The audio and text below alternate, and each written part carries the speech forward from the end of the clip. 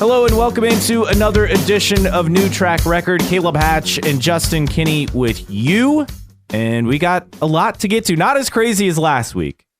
But we still got some good stuff to get to. We have a TV schedule essentially out for IndyCar with the upcoming season. Some interesting choices on the TV times for the races. We have updates on, let's see, some rule changes, some safety. We have some livery reveals. So plenty of things to dive into this week. Plus, we're going to have a fun little feature at the end. So shout out to longtime listener Tony Jennings, who also gave us the hookup for Rich Energy when we couldn't find it previously. So we got to sample it. And then eventually, I think I found it here like at a discount store years ago. But he has sent us the Legends of Indy vintage trading cards. These are from 1992, correct? Yes. So we have several packs that he sent us. So first off, thank you. And we're going to open just one of these packs. Just one of these packs, 10 cards. And just kind of go through and see what we have. Yes. In this Legends of Indy, because, of course, IndyCar has their trading cards that are out. Looking forward to that. In fact, those start shipping, I think, sometime in March. I've actually ordered a couple of packs of that. So we'll kind of compare and see what we get with this. Yeah, we'll do a live unpacking, I guess. With it's like essentially our own unboxing. I know that's not the right word for this, but that's what we're going to do at the end of the episode. And it says on the front of this package here, I love this. Look for randomly packaged autographed cards by Rick Mears. Well, and on the back, we could have entered to win a 1992 Indy 500 prize package, right? Yeah, we're supposed to look for entry form inside the wax pack, which I imagine is like the covering. It also says information provided by IMS and narratives by noted historian Donald Davidson. Yeah. Okay, so we'll open those towards the end of the podcast. But we'll start with the TV schedule being released. And what's interesting is there's still one track to be determined, Barber Motorsports Park on April 28th. They did not release a broadcast time. It will be on NBC, so that's the one remaining race. But we look at it, and some surprises, some stuff we'd expect. St. Pete, broadcast time at 12. They're starting to come out with actual like race schedules for these, and I would assume the green flag would be around 12:30 for that event. Thermal. This is one that's interesting. 12:30 Eastern for Thermal on March 24th. That means 9:30 local time. Well, first but of all, I like the move. I think it's unique. It's fine. First off, I thought opening the IndyCar app, I would have a nice handy spot under schedule to look at all the times. They're all TBD on the app. Yeah, Why do you have an app if you don't update it? It's not updated. I checked this the other day. I was actually confused. If you go to the story on the app, though, it has the chart. Which is what I need. Is what I had to use before. So let me bring the chart up here because God forbid I go to the app and get information in the car that you yourself posted. Wait till March 1st. I would think. Remember, they'll do their app update before the season. You have to update the app, and then everything's good to go. Yeah, whatever. I guess they just have part timers. They only work March through August, apparently, or September. Anyway. So now, yes, we look at the 9:30 local start for Thermal. That's fine. I actually like this because you're going up against the NCAA tournament in the second round that day. And some of those earlier games are going to be the lesser interest games. And this is a way for IndyCar to stay on the radar because if you have it later in the day, I think you're just completely lost in the shuffle. As much as people are kind of moaning and groaning about Thermal, the fact that we have a race in between St. Pete and Long Beach is tremendous. That's a win. It's a win. It may not be the ideal race. It's not a points race, blah, blah, blah. It's not an oval at Homestead or something, for example, one of the races that was kind of thrown around as filling that gap. But hey, it's a race. You may not like it, but there's $1 million up for grabs. And we'll still watch. We will still watch. Absolutely. Long Beach Standard Time, 3 o'clock. Green flag, approximately 3:45. Barber's the one, again, to be determined. At Indy, the road course race on May 11th, 3 o'clock. These are all broadcast times, not green flag times. Indy 500, again, 11 a.m. Same as always, green flag after, around 12:30 or so. That's been standard since NBC took over. Detroit, noon. I always like the earlier start times on June 2nd, so that'll be a noon start. Road America, and this one pushed back in the day. Normally it's been earlier at 3:30 on June 9th. And this one I think is really fascinating to me. WeatherTech Raceway, Laguna Seca, 6 p.m. Eastern, obviously 3 o'clock Pacific time. Maybe dip in slightly to that prime time slot on Sunday night. I mean, here's the thing. In the summer, for IndyCar, if you're not starting a race at noon, you're getting lost in the shuffle for a lot of people, especially in the Midwest, between travel and going to the lake and going to the beach and all those things, right? Activities. So I actually like the later start time because I think that could get maybe a better kind of lead in and maybe a better rating. Yes, it's on USA, but I kind of like what they're doing there. Yeah, my thing is too is like maybe this is a track thing too, or Laguna Seca thinks if we have it later in the day, maybe we can get a slightly bigger crowd. Who knows? But yeah, I'm fine with some evening races in the summer. And again, the lead-in is NASCAR at New Hampshire. Oh, that's nice. On USA. So again, these are the things that help IndyCar. So I can't complain. I actually like that move. It's going to be a lot better for fans as opposed to having it, maybe earlier in the day. Not that that's an area that's going to get extremely hot, but this will be interesting having it in June and not at the end of the season. Mid-Ohio, July 7th, 1:30, pretty standard. Iowa will have an 8 Eastern, so 7 Central time for race 1. So you'll have some darkness probably at the end, maybe, hopefully. I mean, you got to remember in mid-July in the Midwest, it stays light till 9:30ish or so, but I guess out there it'd be about 8:30. So you'll get some darkness, so it'll be kind of a mix. And then race 2, noon Eastern, so 11 a.m. That's early. My thing is too is like it just doesn't give. If you have an accident on Saturday night and you don't want to go to a spare car, or maybe you don't have a spare, that's a pretty quick turnaround. Yes, to get that thing fixed. And then Toronto, 1 o'clock Eastern, the Peacock race, July 21st. That's been the standard time for that for several years. Then you have Gateway, and this is, yes, it's in theory a night race, 6 Eastern. So that really means 5 Eastern. No, it's not going to be nighttime. That's not going to be nighttime. That's going to be over at 8 o'clock probably at the latest, and it's still not dark then. Can we just get a true, just start it at 8 o'clock? My thing is, why are you starting at 6? Just start at 7. Yeah. Now, granted, we know that with pre-race and all these things, right? I mean, you add at least a half hour, but still, it's kind of an awkward time. Are you trying to be at night or are you trying not to be? Because 6 o'clock isn't close enough to dark. Yeah. Unless you just have a crazy amount of cautions. And I'm curious because I'm actually trying to look this up at the moment. Is there an Xfinity lead-in, right? Because that's the only thing I can think as far as. Well, I think there's not. I think this is a concerted effort by IndyCar. Why is it a coveted? You're looking at this, and there's a lot of 6 p.m. starts. Laguna Seca is 6 p.m. You look at Gateway is 6 p.m. Milwaukee 1 is 6 p.m. What's their infatuation with 6 o'clock? I guess you're getting people are going to eat dinner at the track. I don't know. Wouldn't 7 be better? I just, it's kind of weird. Well, and that's Eastern. Remember, local time, we're talking about central time zones for these. Right. It's 5 o'clock. It's just awkward. I'm talking about if it's for TV, 6 o'clock is not a good time. People start sitting down after dinner and all that stuff, maybe turn it on at 7 o'clock. It's kind of weird. It is odd.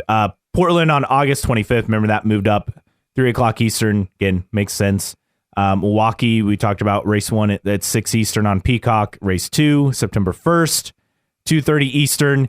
And before everyone freaks out, you're not going to draw a crowd because it's, so late in the day. The next day's Labor Day. So you still have that built-in pass. Yeah.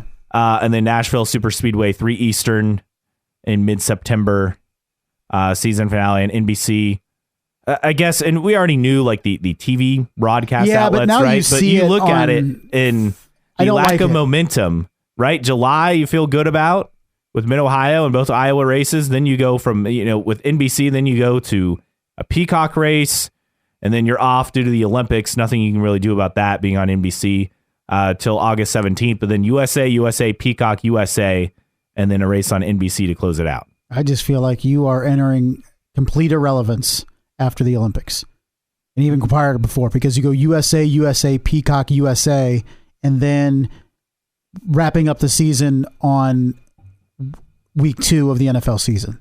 Like the good on thing NBC. is 5 of the 7 final races are on ovals. So we've heard about that. How great that is. That adds a different wrinkle to the championship. I think when we look at in terms of if IndyCar is going to show another year of growth in terms of viewership, it better get off to a really good start because it has more races on USA. It has an additional race on Peacock. It's going to be next to impossible to have growth from last season to this season in terms of viewership, unless you're just gangbusters the first half of the year. And that's what they're going to have to hope for with St. Pete and Thermal, and then Barber, IMS, Indy 500. It's tough though, because even that, I mean, you're looking at like 2.5 months between the season opener to the Indy 500, and despite having 5 of those first 6 on NBC, still it's spread out pretty far. This is a schedule that to me would, if I'm IndyCar, go, you know what? Let's see what Fox has to say, because just 6 races on USA, 2 races on Peacock. I know we heard it before, but then when you see it all laid out with the times and all that, it's not great. And you can't use the excuse if you're NBC of the Olympics, because IndyCar shifted their schedule for you due to the Olympics, right? So, I mean, it's not like that's the only reason that's holding up IndyCar from getting more races with NBC. I think USA is a dead end in terms of sports. Nobody's seeking out USA to go, I wonder what sports are on today. So they have a lot of sports, but I don't feel like they do a good enough job promoting that. It's not known. That's not their brand. Right. And their brand is Law and Order reruns. Yes, pretty much. It's going to be sandwiched in between Law and Order, SVU, IndyCar race, SVU, Law and Order. That's what it's going to be. And meanwhile, if Fox was interested, be like, hey, your races that aren't on network, they're on FS1. And I know a couple of years ago we say, so what? But FS1 is a lot better than USA. So this schedule to me, if I'm an IndyCar official going, if Fox comes with a better deal than 8 of our, 18 races on USA and Peacock, I'm listening. And you got to remember, FS1, now I don't know if this is still true, but at one point had more viewers, and this will blow people away, at least our American audience, more viewers as far as in more households in the US than ESPN. Really? So, and that I think was true last summer or fall. Wow. Going in. So, I mean, that's just kind of, it was by the slimmest of margins, but still. Sure, but still. So that's an advantage. So with FS1, you have a known sports channel. NASCAR qualifying got over 1 million on FS1 leading up to Daytona. So there's an audience there to be had. They obviously have a lot of racing programming on FS1 to begin with. So that helps. If there's qualifying or practice, you can always push it to FS2, right? There's just, and along with the app thing and, Fox teaming up with ESPN and Warner Brothers Discovery, which is TBS and TNT, those outlets for a combined streaming kind of super platform is supposed to launch this fall. So there are a lot of benefits there. And for NBC and CBS, if they are a player, which I haven't really heard that they are, they don't have that luxury of being a part of that group. And so it's just another sign of it pointing toward Fox being what I hope is one of the true contenders for the next TV contract. Would you say that for the foreseeable future, and I'm saying the next decade, there will never be as many network races on NBC as we saw the last 2 years? Yeah, there's I no think way. that was kind of like the apex. Yes. And now it's starting to trend downward. And this is kind of the first step or second step towards that. I think we saw the apex of what NBC was willing to give IndyCar in terms of network races, and it's just going to shrink from here, in all honesty, because this schedule isn't being impacted by the Olympics. It's not like, we're racing, but we have to be on USA or Peacock because the Olympics. You're off during the Olympics. So that's not impacting the schedule whatsoever. It's just NBC going, you know what? We're going to put more than, what would you say, 40% of their races now on USA and Peacock? Yeah, I mean, it's like a 9-8 split, so... Yeah, but it's almost 50%. So it's just, we knew all this, but man, when you put it on paper, when you put it on a graphic, and you see particularly that latter half of the year where you're trying to drum up interest of a championship race, and all your races are off network until the season finale when you're going up against the NFL in week 2 on NBC, good luck with that. Yeah, that's the downside of going to mid-September. Like, if you're going to enter the NFL season, continue a bit deeper in, I guess, than just the first week or week. I think that's week 2, right? Yeah, it's the week NFL 2. Season. I mean, it's just, I know that inevitably you're going to have that, but it's just, unfortunately, when you're done at Iowa 2 on July 14th, you only have one network race left. And that's 2 months away on September 15th. It's not good. Now, as far as the Barber race start time, according to Nathan Brown, expected to be a midday start. Yeah, I wouldn't expect anything crazy. It's not like they're trying to secure temporary lights, to have a night race at Barber. No. That would be cool, though. Can we start that movement? Yeah. Everybody just like pull up and point your headlights at the track and we'll light it up that way. Sign me up. Overall, though, I mean, it's a good schedule. I feel like in terms of events, it's a good schedule. I have problems with times. The times is 6:00. We talked about that, and of course, what races are on when. But overall, I mean, you still have that void at the front of the season, and it just seems like that's never really going to be solved. But I think I will defend that IndyCar is incredibly smart by not going any deeper into the fall. Even me, I mean, once football starts, it's football season, Once Labor Day comes and you have college football starting, it's football season. And the fact that, I mean, F1's a global series, so that doesn't even count, but NASCAR still tries to do it. Ooh. I'm perfectly content with IndyCar going March to September. So that's a look at the TV schedule. Again, we'll have more in terms of, an update on Barber and obviously on a race-by-race basis with green flag times, which are always a fun thing for me. I personally love the 5 minutes of pre-race. Yes, you do. Command to start engine super early, have a couple quick segments, and then boom, pace laps, Yes. and then you would we're love underway. nothing more than the intro playing, and then the first shot is pace laps. Cars rolling out of pit lane. Okay. And you then don't even care about the command or like, anything? You just go... yeah. They cut to like Kevin Lee doing a quick report on like the pole sitter, and then you go through pit someone road else, or something, someone else talking about another drive, like a contender who's maybe far back in the pack, and maybe one other pit reporter storyline, and then a shot with Townsend and Hinch and Lee setting up the race, an aerial shot, and then pace laps, and then you go green like second time by. Yeah, that's my perfect pre-race. perfect intro. But then again, here you and I trying to watch Daytona, and they said 4:00 start. Yeah, it was 4:40. Yeah, before they went green. And you're like, why don't they just tell us when the green flag is? Well, because they want you to tune in and watch that pre-race and stuff. So they know exactly what they're doing. But they do. Give us green flag times, please. Well, the NBA All-Star Game, for example, it said 8 p.m. for TV, so I turned it on at 8 p.m. The tip wasn't until 8:40. Oh, God. So you need a 40-minute? That's why I don't trust start times. You need a 40-minute pregame for an All-Star game. I don't know. Apparently in Europe, like they have very specific start times for events. Really? Yes. Like it will say on the TV, like the actual start of the they do event. everything better in Europe.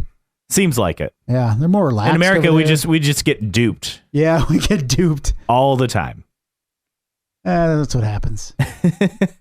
So the TV schedule, that's the first bit of news of the week. I think some of the other bit of news, Josef Newgarden's defensive move that he used to win the Indy 500 last year has been banned, cutting down, into the pit entry area for the line that extends from pit road to the exit of turn 4.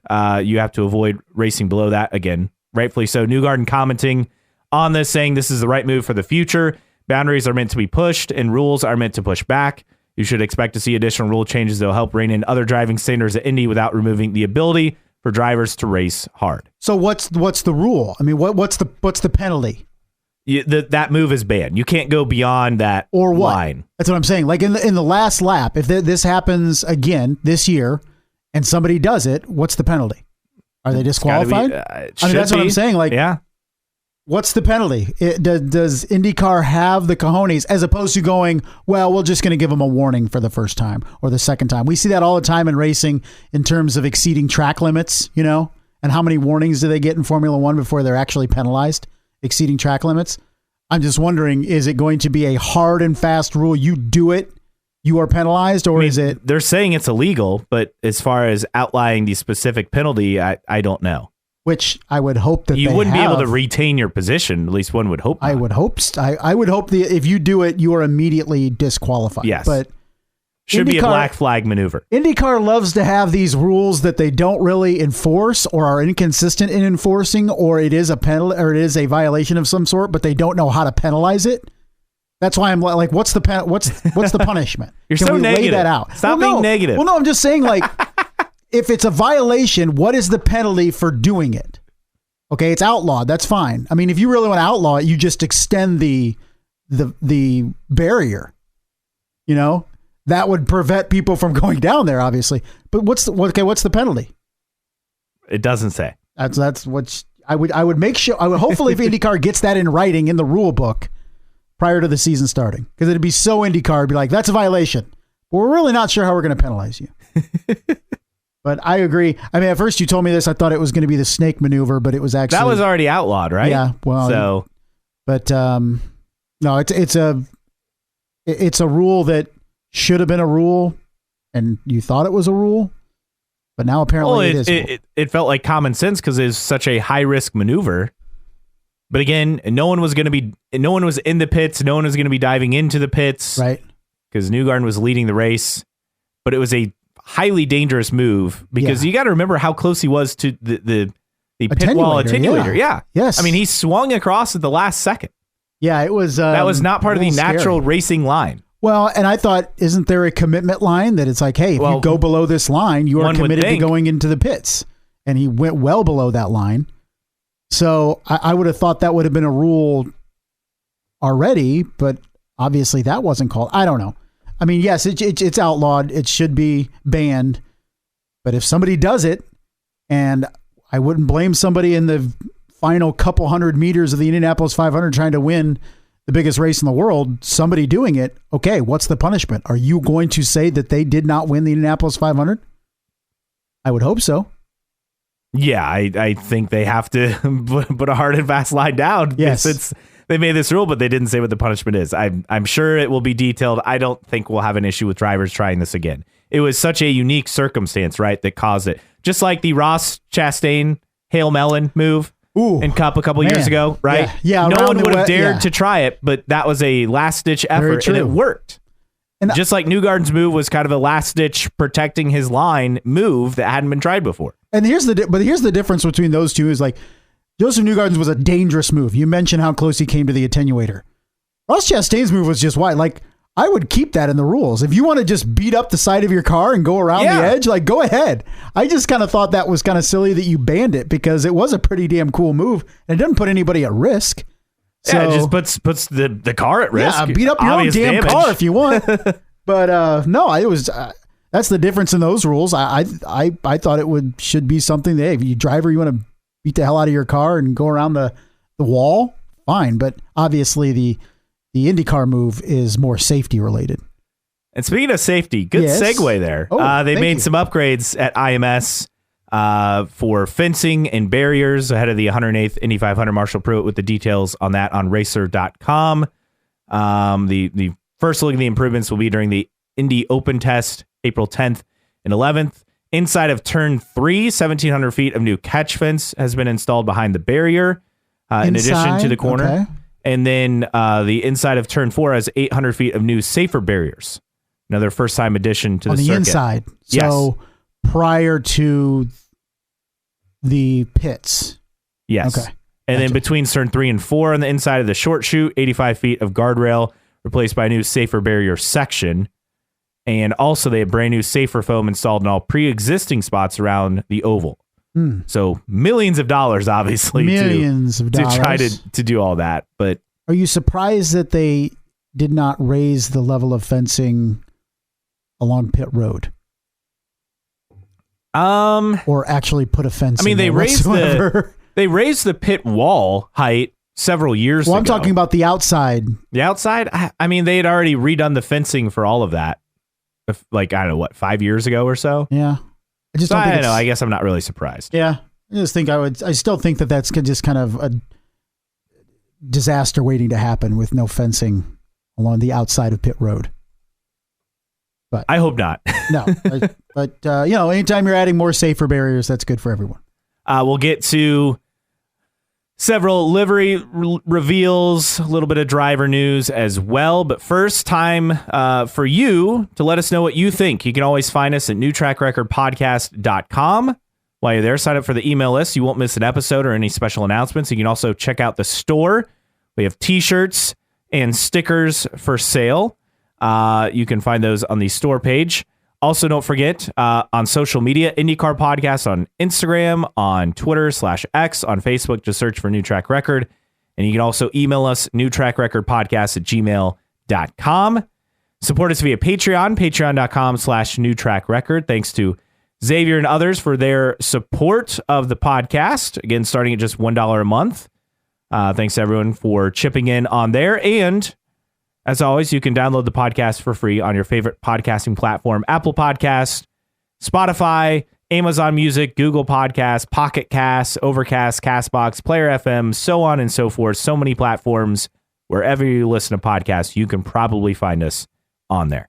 All right, mailbag time, and we actually have a lot to get to this week, so we will start in with what we have, and we go back to some of the things from late last week. This from NK Hardner. Remember a few months ago when there were whispers of IndyCar adding a new marquee event to a new market? Cynical side of me thinks they were talking about Lebanon, Tennessee the whole time. Hashtag they got me. I mean, the rumor is, I guess, Denver, but I don't. Is it Denver over Salt Lake? Are people still mentioning Salt Lake? I don't know. Denver's the only thing I've seen of late. Dust off Pikes Peak Raceway and just go at it. Also, I mentioned this because it was 100 days to the Indy 500, 23 days at the time until the IndyCar season opener, a lot less now. But NK Harden also saying, excited to see the new cars with the new hybrid engines and third OEM. Also excited for the new international races. And to cap the season off with cars running down Broadway. That's all still happening, right? Jeremy from HBG said, 21 days until coin drivers are announced at that time, so even less now. Wow, he thinks they're going to be mentioned 2 days before. That's very confident of him. Yes, I don't disagree. And let's see. They didn't do the whole small bottles of milk thing that they usually do, did they? Not that I know of. Where they went around the media tour around the state with 100 days left before the 500. They didn't do that this year. I don't think so. I didn't see it publicized anywhere. Because you usually see like TV stations in Indy and all that stuff, and people and Doug Bull's getting around the state. Maybe that will be in May, like on May 1st or something. But I thought they always did it like the 100 days. Maybe I don't remember the exact date. Yeah, I thought that was always a thing. Maybe I'm mistaken, but somebody let us know. I thought that was a thing. I thought so too, but I've not seen it to this point. Other notes in the mailbag.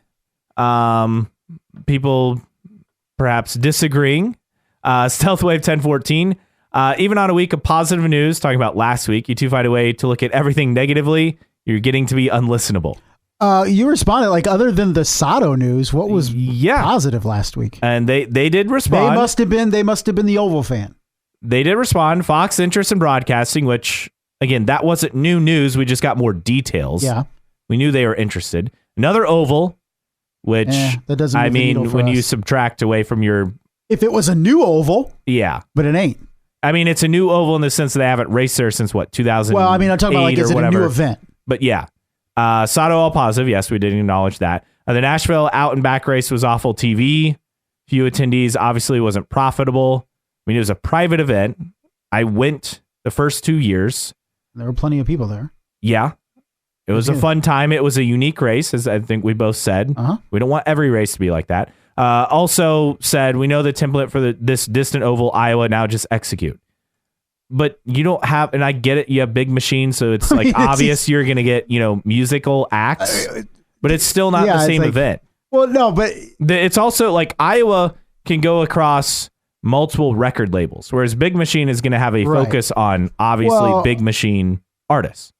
You can't just the texter makes it sound simple that you can get 4 mega acts. Yeah.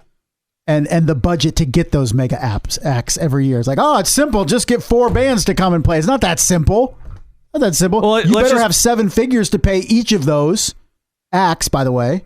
I mean, let's just put it this way. Like, they've had people scheduled for Nashville who couldn't make it, and they were scheduled to play a concert.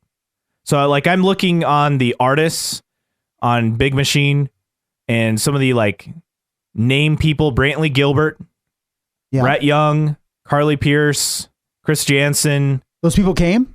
No, but these are all possibilities. Daniel Bradbury, they're with that record Daughtry, label, yeah. Dolly Parton, Eli Young Band, Florida Georgia Line. Let's see, Justin Moore, Lady A.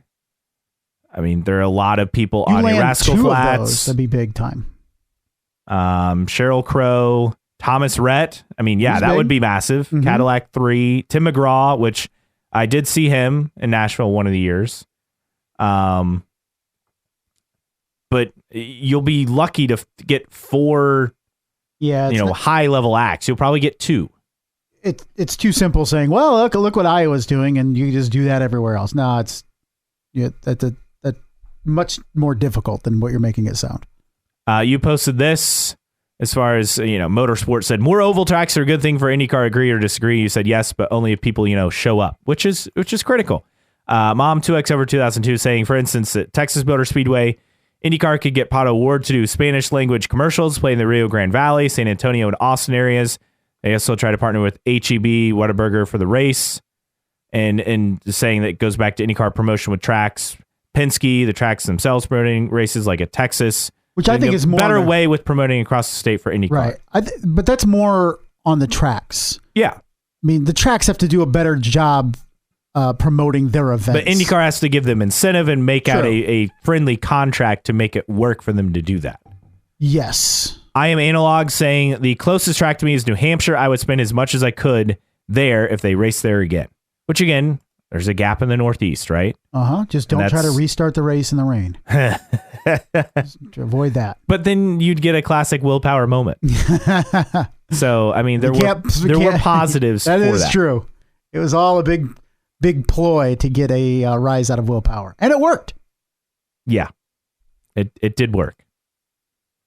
You posted this poll. I thought it was interesting. What's the next race you will watch? Cup at Atlanta this weekend on February 25th, as we record this evening of February 22nd. Nearly 27%.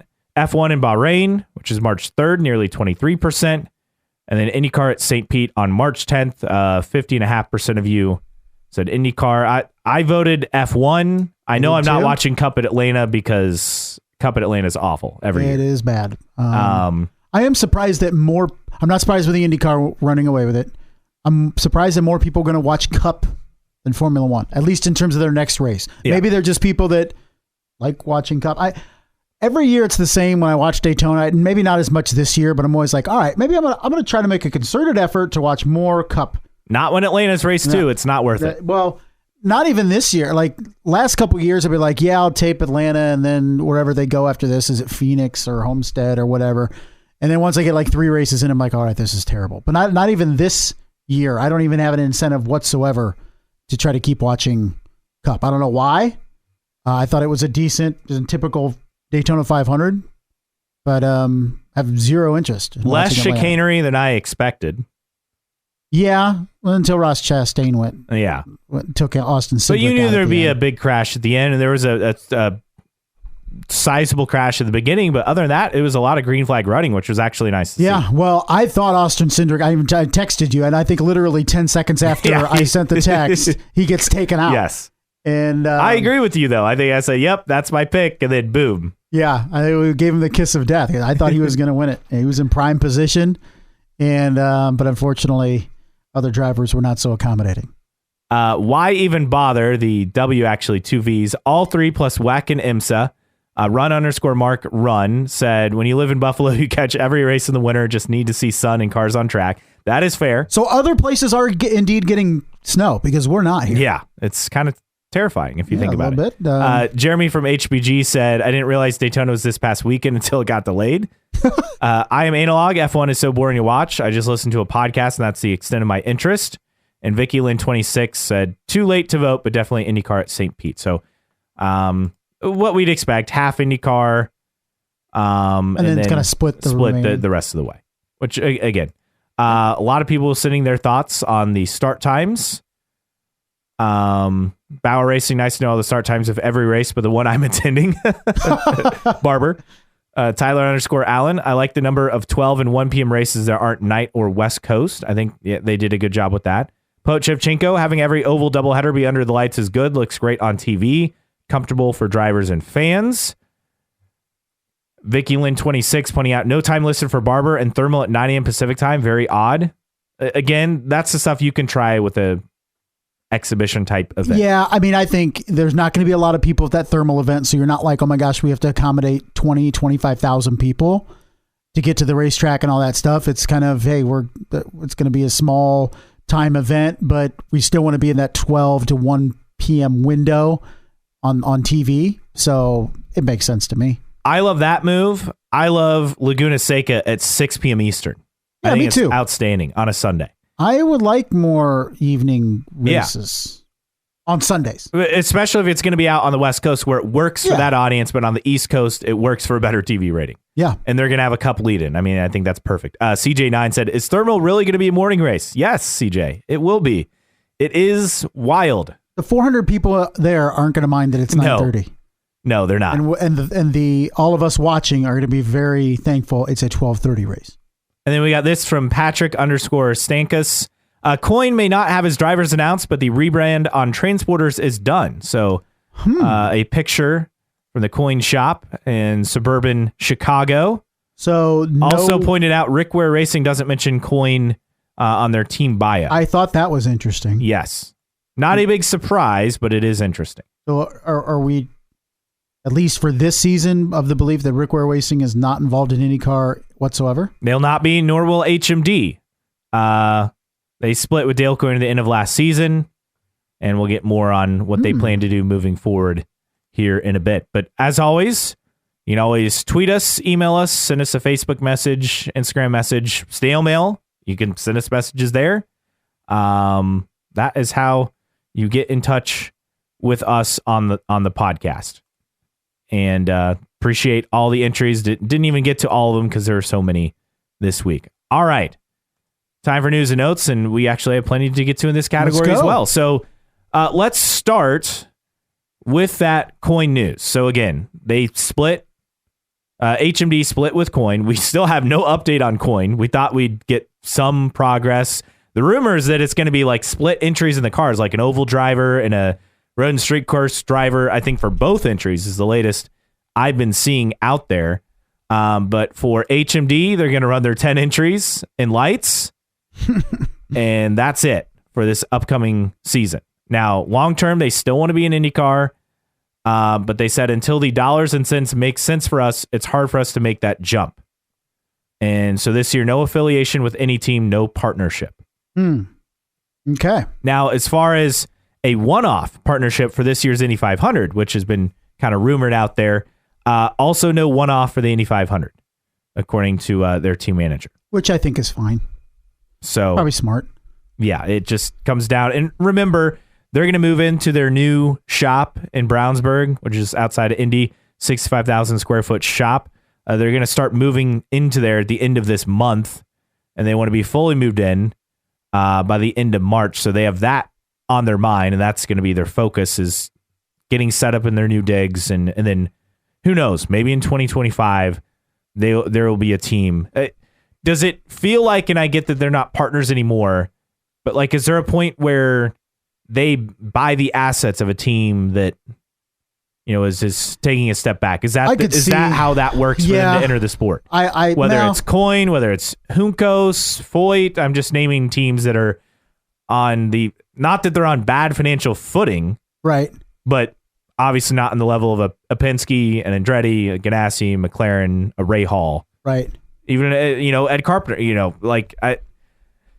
it seems to be more realistic that they buy the assets of a team right now with how things stand than them getting all new equipment and entering. One, because you have a maxed out entry list outside the Indy 500, right? In terms of regular full-time entries.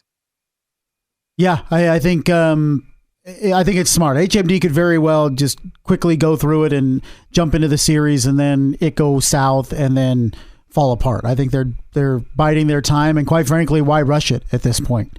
And I could see them, especially with Coin struggles. I mean, it's a running joke, TBA, haha, go Coin, but like behind the scenes, it just shows the instability of that team to have enough money. Like effectively every time this happens, it means they have no budget to run a car until the 11th hour. Like that's not a way to run a business. That's not a way to run a race team. So behind all the chuckles and we get a kick out of it is real struggles at Coin to make ends meet. And at some point, could that mean another additional investor buying the team? And could that be like an HMD? Wouldn't be completely shocked. Now, as far as they're open to exploring partnerships, according to the article in motorsport.com, but they're looking for a collaboration or a partnership. They're open to that discussion. And in fact, they've discussed with a couple programs already, but they're not in position to sponsor a driver. Also saying they don't have a program that can go out and find sponsors yet. So again, obviously they want to be an IndyCar, but they're taking a methodical approach, and I don't think anyone can blame them because we've seen it work out negatively, right? When you go all in too quick. Yes. Time and time again, that's not very good. All right, let's run through several livery announcements. So Andretti set to announce their liveries, unfortunately, after we record on February 24th, so we'll have that to talk about next episode. Pietro Fittipaldi, the 5-hour energy car for Rahal. That'll be for the Indy 500 in Detroit. And as Marshall Pruitt pointed out, a lot of Scott Sharp vibes for this entry and the Delphi car. Remember that back in the day? Oh, yeah. With Kelly Racing. And I don't know, Pietro Fittipaldi's livery for the 500 in Detroit, this might be my favorite one on the grid. Really? It's pretty sharp. I am a fan. Are you a fan of 5-hour energy? Have you ever had one? I don't think I've ever had one. I don't think I've ever had one either. My dad likes them in terms of if he's making extended trips, he's like, it doesn't make me too jittery and keeps me up and stuff, but I don't think I've ever had one. I don't think I've tried one. Me neither. Maybe they'll just be throwing them free ones out. Well, I'm sure. The thousands. I mean, they're free Red Bulls usually when I'm like walking in the 500 outside turn 4. So get those most years. The Hy-Vee Honda, black and red, similar colors, but I think it looks really, really sharp for Christian Lundgaard, the 45 car. That one unveiled. You have Alex Palou in the DHL 10 car, which is just weird, but again, looks good. You have Stingray Rob's car, also black, red, and yellow for Foyt, which that seems to be the vibe, right? Yeah. For all these entries. Seems like it. As far as livery unveilings, and then you have a couple partner news. DNS Filter with Juncos, which they've been with Romain Grosjean in the past, so that one makes a lot of sense as well.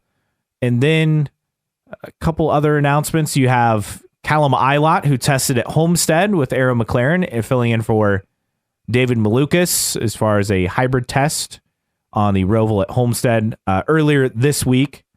We'll see about who that replacement driver is. I know it comes down to is WEC's schedule and making it work with all the moving pieces there. Yeah, we'll see. But I mean, we had heard even before all this that McLaren was kind of high on Callum Ilott, and it just seems like a natural thing to work out, particularly at least in terms of testing and being in the seat. So could we see him the first couple races, do you think? I mean, if you had to put a percentage on it, what would you say percentage chance that Callum Ilott's in the seat at St. Pete? I'm kind of like 70, 80%. Yeah, right now. Pretty high. I know the schedule and the turnaround is a little tough for WEC as far as where it stands, but there's a way to make it work. I mean, it's Qatar on March 2nd, so the next race isn't until April, but it also depends on the testing program for that. Yeah. So, I mean, if I were to make a guess, that's still my guess, and it's been my guess from the get-go. And the longer we go without hearing of somebody else, you make it think that it's Callum Ilott, right? Yeah. Elsewhere, IndyCar tracks getting some repaves. This from Marshall Pruitt. You have St. Pete, Detroit in some areas, and then a full repave for Mid-Ohio. So that'll be good news for that track. Getting a full, so you had Road America and Laguna Seca last year. Now Mid-Ohio for this year, getting a full repave among permanent road courses in IndyCar. Very nice. You have Alex Palou, who will compete in the 24 Hours of Le Mans with Chip Ganassi Racing. So congrats to him on getting that opportunity. And then do you want to go bad news for Honda or good news for Honda? Let's get the bad news out of the way first. Okay, well, the bad news was a nugget that Marshall Pruitt had in the Racer.com mailbag this week. And this note that Honda is seriously considering whether it wants to continue after its contract is completed in 2026. Means IndyCar, if it wants to keep Honda, needs to work with Honda Racing Corporation US to address its concerns on costs and supply responsibilities to ensure HRC US stays. Obviously, that's concerning. We all know this. And he basically said without any significant changes, they're going to be gone. And do you think it's a concern that we haven't heard anything about IndyCar reaching out to Honda? Do we think maybe they have and just we're not hearing about it? Or do you think really that there has been no dialogue whatsoever since that became public? I'd like to give IndyCar the benefit of the doubt, but it's tough for me.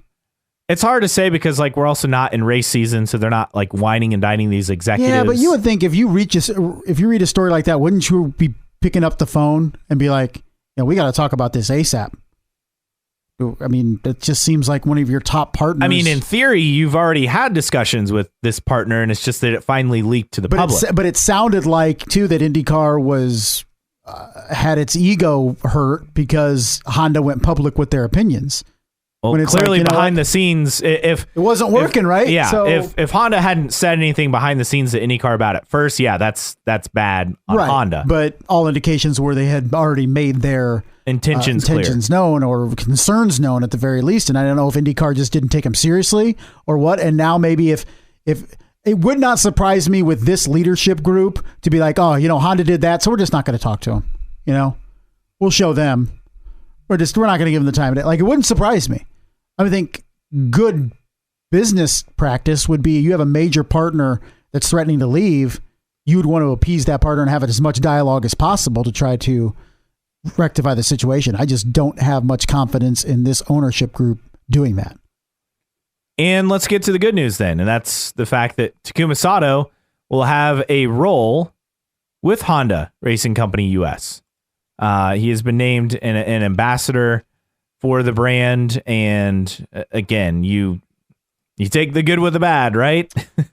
Yep. Yeah. Two sides of every coin. Executive advisor. Okay. So I think this tells me two things. One, he's very much nearing the end of his IndyCar career, as we all know. It wouldn't shock me if this is potentially even his last. Who knows? Yeah. But also, two, that he'll have some say in with executives, and that's only going to help IndyCar in that aspect. I would agree. And then tweets of the week. So we'll get to that real quick. There's just one from Scott McLaughlin. So it's a two-parter. So first he tweeted, surely everyone agrees if you go barefoot on the plane, you should be on the no-fly list. Mm-hmm. And then he followed that up by saying, guy next to me has dropped the flip-flops and rolling barefoot like it's home. It's just gross. Gross. Like, what is wrong with people? I don't know. That should not be a thing. And two, like, wouldn't you not want to wear flip-flops on a plane with the dirty floor and all that stuff? Like, I wouldn't want to wear open-ended shoes. Like, yeah. People are odd. So it's time. Okay. Yeah, let's open up our pack. Thanks to Tony for sending these 1992 Indy trading cards. So vintage pack. Yep. 10 We're going to take a look. So we're doing the as nicely as possible. Yeah, here. you're being very careful. Whatever. I'm just going to tear it. Okay. Now, you can hear the tears in the background. Great sound effects. Get it right by the mic. Ooh. So we can get, this is something in the back. We can get a Legacy of Legends of Indy trading card binder. Binders are available for the 1991 Premier Edition and the 1992 Edition binder. Only $9.95 per binder with this mail-in coupon plus $2.50 shipping and handling. So I don't think that address is going to work. We should send something in here. If you missed out on last year's premiere edition of Legends of Indy. What if we missed out 30 years ago? Let's see. MasterCard, Visa, money order, checks accepted. Allow 4 to 6 weeks for delivery. This is a $10 off coupon too, Caleb. Ooh. For just $14.95 plus $3.50 shipping and handling, we can get last year's premiere edition of Legends of Indy. Okay. I'm gonna hold on to this. All right. Okay. We also have here. Oh, here's the entry form. Win the all expense paid trip for 2 to the 1992 Indianapolis 500. Persons under 18 must have parental approval. Entry form must be received prior to May 4th, 1992. We're a little late. Drawing to be held on May 6th, 1992. Good luck. Okay. So we got those out of the way. Now we're going to look at these cards. All right. So. Yeah. Thank you for holding the edges. Yes. Well, yeah. I've been around the block a time or two. So here we have Legends of Indy. So these are I imagine these are 1991 results. I think you so. Al Unser Jr. Yeah, well, that's a 1991 shot, it says. Yes. But did he finish fourth in the 591? And then on the back, what it does is it gives his details of the race. So I imagine he started 5th. Or is that his number? Or is that just the number 5 card? Oh, maybe the that set? It could be potentially. Do the cards have like a unique, like a still fresh smell? Like, is there like a... Smells old. Okay. I didn't know. But I mean, back then it could have still smelled old. In 1991, his prize money was $223,916 for finishing 4th. Okay. He got $223,000. So his starting position was 6th, and he finished 4th. 2 laps down. Okay. Can you imagine that now? And people talk. Yeah, I know. Yeah. Okay. We have, this is going to set the tone too for our random split air driver of the week. With Scott Brayton. Okay.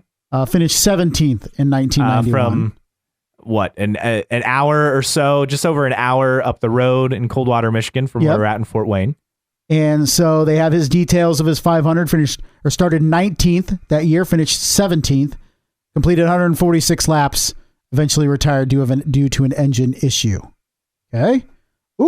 Then we get into the Legends of Indy with the front drive Novies here. The Novi. So we look at the Novi and gives us a very detailed description of the Novi on the back, talking about the V8 supercharged Novi racing cards. We have to see card number 989 of the Premier Edition for more details. Maybe we have this later in the back. That's how they get you to buy more. That's how they get you. Goes through the history of the Novis, and pretty cool card there. All right, then we got Buddy Lazier.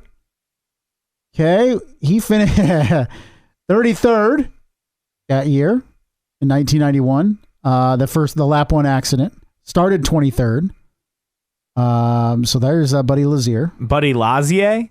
Lazier, as some people say, and his brother Joke Lazier. I've not heard that one before. Jacques? Here's an 80s pace car, the 1987 pace car. Back when it wasn't all Chevy products. Correct. It was the Chrysler LeBaron. Ooh. It was Chrysler's first appearance as a pace car by brand name since 1963. And let's see, front-wheel drive LeBaron was driven by Carroll Shelby, shared the winning Aston Martin in the 1959 Le Mans 24 Hours race, and of course came up with the Shelby Moby Mustangs. He drove the 1987 pace car. The 87 pace car, the Chrysler LeBaron. Okay. We just have a general card here about pit stops. Oh, fun. Okay, so that's what we got here. And gives you details about pit stops at least 6 or 7 times during the running of a modern 500.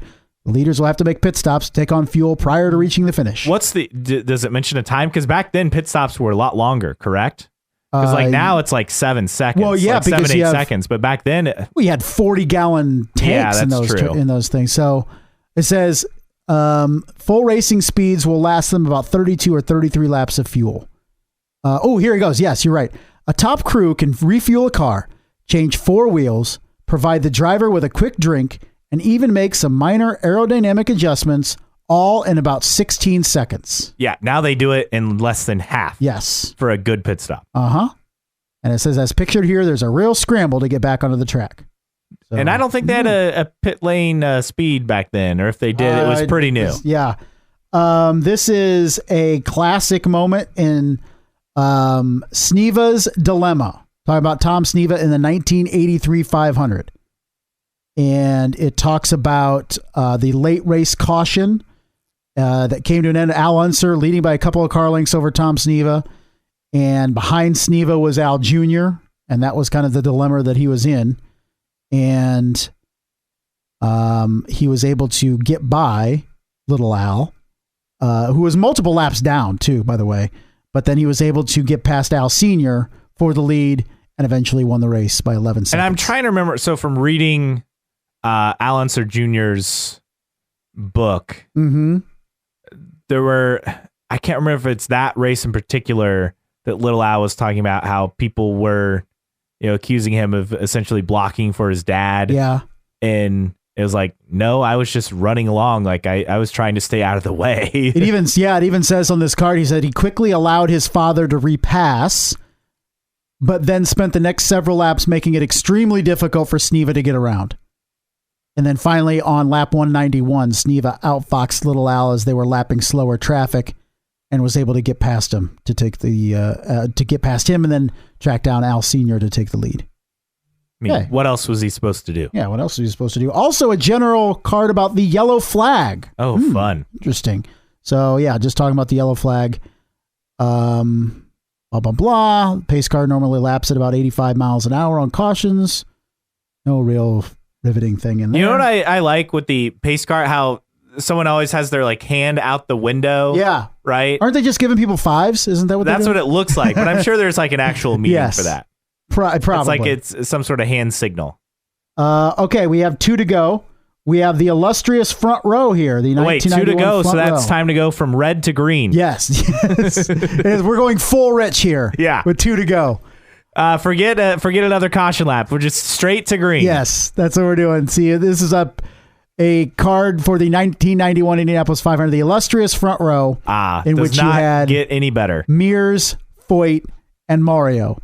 So the 3 combined for an unbelievable 74 total 500 starts, and that was the front row of the 91 500. And it's not just that it's the 3 iconic names. It's the 3 iconic cars. It's Mears in the Penske Marlboro Chevron.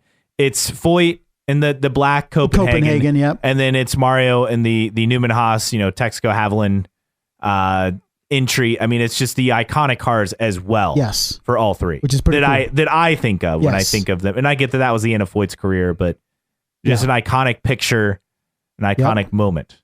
Yep. So great picture of those 3. And then our final picture, no autograph Rick Mears card in this pack. Not in this pack. But we're going with the Legends of Indy, the 1911 lineup. Ooh. So pictured is the scene a few minutes before the pace lap of the very first Indianapolis 500, and what may very well have been the first mass rolling start for any automobile race anywhere in the world. Correct me if I'm wrong. That's not a row of 3 in that picture, though. That is a row of 5. Yeah. The hell is going on here? One looks like a pace car, doesn't it? Or kind of separate? I can't tell. Like on the far inside, that car just seems kind of it doesn't have a number on it. You're right, because the middle one, they're all numbered on the front of the grill. 1, 2, 3, 4. So that must be a pace car. But it also says it may also have marked the first use of a pace car, since races at the time almost universally employed standing starts. Because, they just did lights out back then, right? No, they would probably have a gun go off, and then you'd run to your car. Yeah, that's true, because that was safe. Like at Le Mans. Oh, you're right. So here we go. On the right of the picture is the Stoddard Dayton pace car to be driven by Carl Fisher. I'm thinking it's the left. Well. Oh, yeah. Okay. Left, right. Okay. I'm trying to read things different. So, yes, it is the pace car driven by Carl Fisher, who conceived the idea of the Speedway. Note that there are 4 cars next to him. Look, it's like we wrote this. But 5 in the subsequent rows. 4 abreast starts were used from 1913 until the current 3 abreast start was introduced in 1921. Huh. Interesting. Now, we also have 40 cars for that first Indy 500? Well, it's tradition to have 33. It's always been 33. No, not so fast, folks. Not 1997. It was 35. So there's our 10-pack plus our entry form to be entered into winning 2 tickets to the Indianapolis 500 for 1992. And I need to send this to make sure I get my 1992 edition binder. Yes. To put my cards in. And also explore the Premier pack. So yes, we have several other packs. We're not going to open one every episode, mind you. No. But we just wanted to kind of give a rundown, see what it is. Thanks to Tony for sending these. And obviously, when the IndyCar trading cards come in, and I ordered a couple packs, we'll for sure do a giveaway for one that I don't think we'll get them in time for St. Pete, so we'll probably save a giveaway for the Indy 500. Yeah, I'll purchase a couple packs too. We'll have some stuff, and as we get closer, we're gonna have to fire up our fantasy. Yes, IndyCar. Man, we're so close. Like next week's the end of February, and then correct me if I'm wrong. We'll have it will be race week in 2 weeks from now. It will be race week. It's wild. Yes, we're getting there. I mean, this week we had Daytona, then we have another week of just Cup only. Next week we get Formula One, and I know some people moan and groan, but I'll still have it on. And then after the fact, I'll complain about how Max Verstappen ran away with it. But I'm looking forward to that. And then the week after, we're at St. Pete. It's come up on us so fast. Every year, you may have like 1 or 2 weeks where you feel like there's a lull in the off season, but this off season, it's really only been maybe 1 or 2 weeks total since last September. It's the off season that has kept on giving. For sure. For better or for worse. And with that, it's time to wrap it up with our random split error driver of the week. Well, we mentioned Scott Brayton, of course, lost his life tragically. And we're also going to go with another driver that lost his life in the random split error driver of the week. And this is one I forget, too, when we think about fatalities in open wheel, in kart and IndyCar, and even after the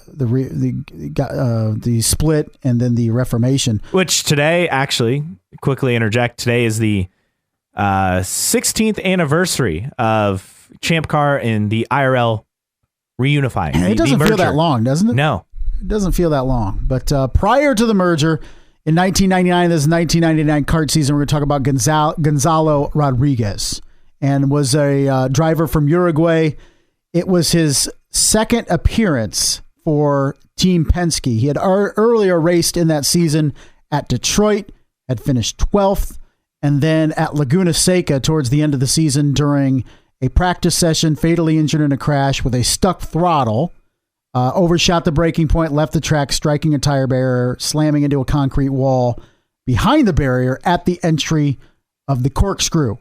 The impact caused his car to flip over the barrier, land upside down on the other side of the wall. He was killed instantly by the impact with the wall, and which was lined by only a thin layer of tires. Because of the incident, an additional tire wall was installed at the end of the straight. He actually had a contract. I didn't know this. He had a contract in place to compete in the 2000 kart championship with Patrick Racing. So prior to that 1999 season, he spent 3 years in Formula 3000 and raced in there, and did some British Formula 3000 and did some Spanish Formula, some Renault racing, all that stuff.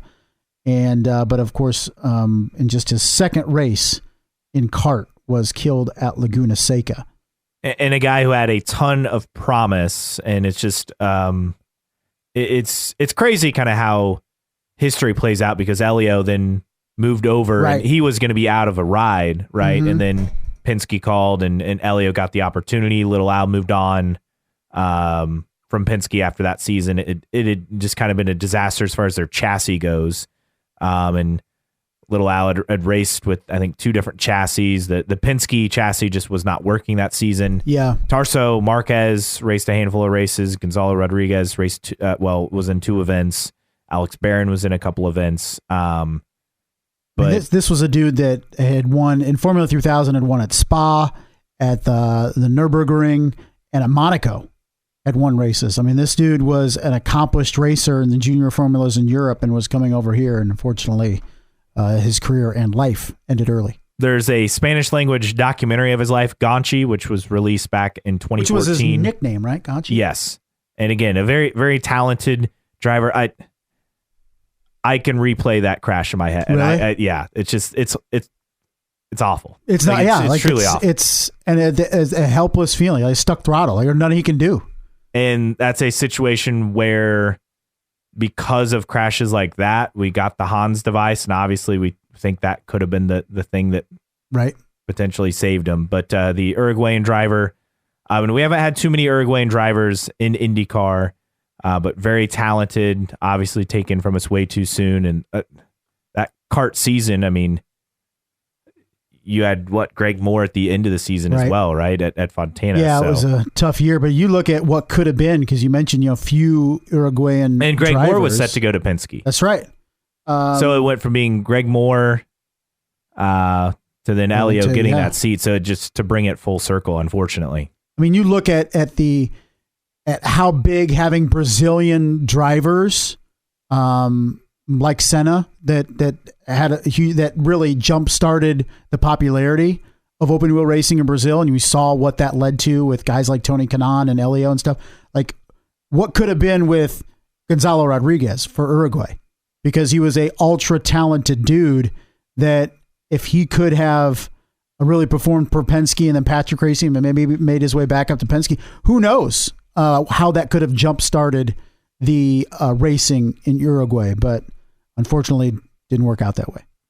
Yeah, and it went from Gonchi having a chance, and then the unfortunate death, and then Greg Moore set to go to Penske on a contract, and everyone says how many Indy 500s would he have won, right, with Penske, especially as they were switching back over to Indy. Yeah, not long after that, just a couple years later, and him dying at Fontana in '99, and a lot of talk about CART itself and their failure, and there's a lot of blame, right, with the Texas race in 2001, but how much was it the end of the '99 season and just kind of those shocking events happening, and a young up-and-coming driver, and then a true star that was going to break out and probably be a household name the following season driving for Penske, and those things happening and really kind of changing the trajectory of CART.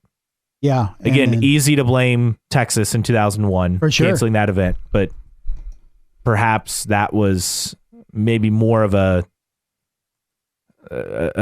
moment for CART than we think about. Yeah, I mean, I think it definitely impacted it. Maybe not as much as some of the other reasons, but definitely impacted it negatively. But yeah, it was a trying season with fatalities in '99, and they were supposed to race. Remember, the Hawaiian Super Prix was supposed to be that year. They didn't do that, but they did race at Surfers that year. But yeah, it was a tough year all around, 1999 CART season. So Gonchi Rodriguez, Gonzalo, our random split era driver of the week this week. And interesting note, that was the first return to Laguna Seca, or sorry, this was the first series CART crash at Laguna Seca since the series first came there in 1983. So it was, and initially the stuck throttle, Mercedes kind of deflected blame from that, saying it was not caused by that, but that's what they eventually found, right? Yeah. But the initial report, reading the story on it, they were kind of denying the stuck throttle issue. But evidence pointed to exactly that, and it was it was a Mercedes-Benz engine, like you said. Yes. Right. Yeah.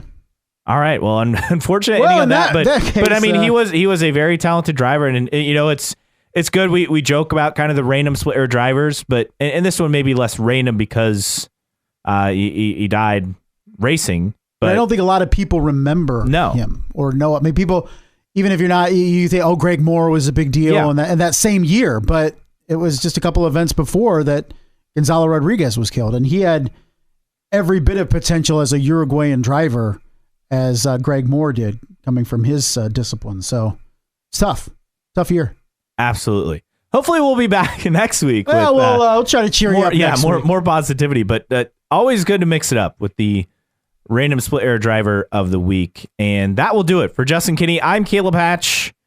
Next week, we'll be on the cusp of the IndyCar season. Hopefully Dale Coyne Racing will have us maybe some driver Maybe news. We'll have a driver news, and we'll give you an update on my entry to win tickets to the 1992 Indianapolis 500.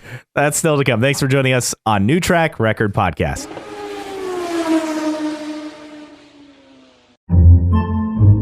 Podcasts by Federated Media.